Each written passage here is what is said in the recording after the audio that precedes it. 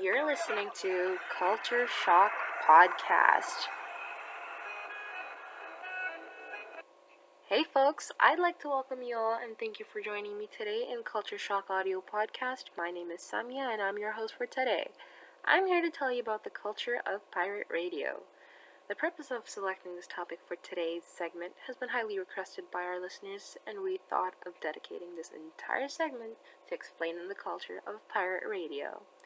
Now, throughout time, radio has been considered a great source of communication. Majority of open programming through radio stations was done because not all individuals were licensed. Back in the 70s, American popular culture was easy to obtain, and so many people became familiar with it. It became part of a culture, and young people like our listeners today began to enjoy this diverse culture. When some industries started developing commodities for subcultures, these youngsters became the new consumers and prime target. You may be wondering where this all started.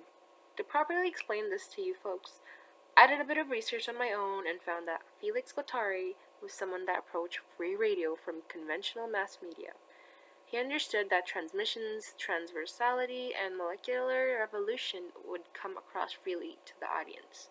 So, in a way, it changed the nature of communication between those who speak and those who listen. Guattari began experimenting with radio transmissions in the 80s to establish pirate radio stations through an appropriate transmitter. Apparently, it's general feeling that airwaves belong to the government, but the idea of airwaves is actually seen to be as a public resource. During several tests of ready-made transmitters, Guattari found that some of them could cover a half-mile radius. So, in the 1980s, him and his students started a radio polybucket. It's actually a station that uses a small transmitter, and they used it on the university campus. So, after that, other people also started their own stations, whether it was related to music or advertising, to promote themselves to their audience. There was an incline in the number of small transmitters sold, and many people and businesses started opening their own mini radio stations. You'd be surprised to know that many companies, including Panasonic and Sony, sold mini transmitters which gave access to others to create their own. At the same time, these small radio stations began copying other professionals. So, Guattari argued that these mini FM stations could have been linked to others and extend radio transmission receptions and areas. The cost of each unit was inexpensive, so anyone could have a number of radio sets and transmitters. Areas that were densely populated could have as many as 10,000 inhabitants, even with small transmitters. So, the idea of having hundreds of mini radio stations meant that there would be a variety of different stations based on what the audience wanted to listen to. And mini radio stations had a powerful therapeutic function. As stated by Guattari, mini radio offered companionship to an isolated person or those that were not used to sharing ideas. Did so through microphones and through small transmitters.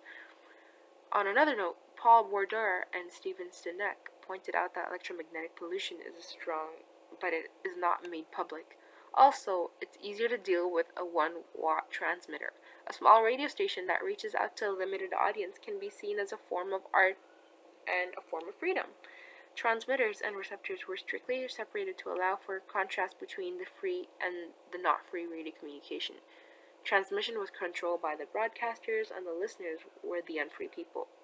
Marconi, who's known as the father of wireless communication, succeeded in establishing transatlantic wireless communication in the early 1900s. Also, the radio waves were already reserved by the British Navy through pirate radio. Finally, though, in 1970, the free radio law was passed in Italy, and anybody was able to become a transmitter. After numerous pirate broadcasting attempts since then, free radio law was established, and it allowed anybody to basically become a transmitter.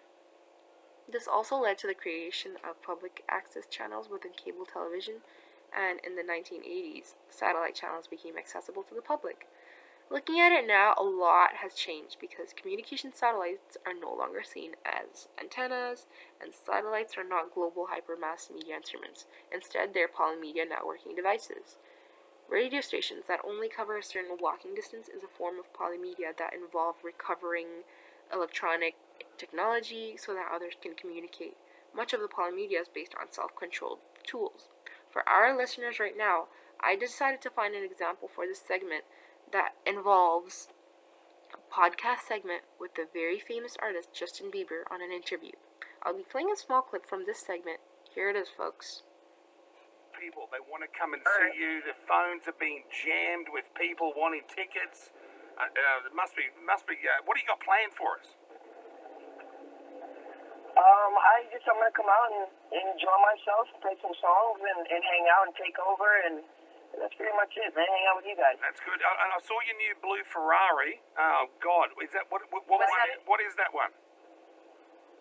That's a Ferrari 458 Italia. Yeah, 458. Yeah, I've got one of those. Yeah, I've got one of those as well. But you've got. What are you guys doing right now? You guys just hanging out in the studio? Yeah, we're in the studio now. What are you doing?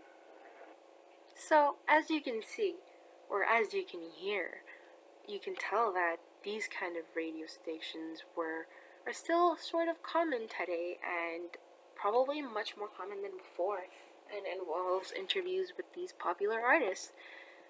I personally think that the culture of pirate radio is interesting. If you would like to take part in possibly being selected to host our next segment, please send us in your feedback through your own podcast so you can go on air with us. This is your host, Samia, tuning out for now. Until then, stay super and join us again next time. Thank you.